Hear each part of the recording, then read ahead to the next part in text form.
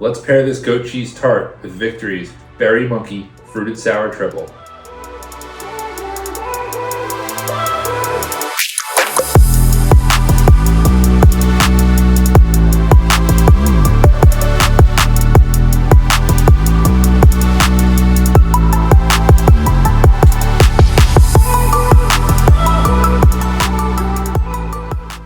First off, I love these little candied lemons. They're like my favorite little thing.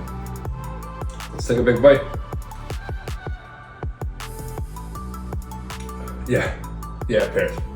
I really like this dish. I really like this beer. The combo between the two is just really good. Wait for another bite.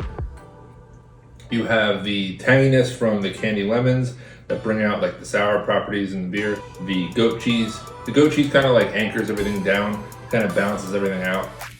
Yeah, it's really good.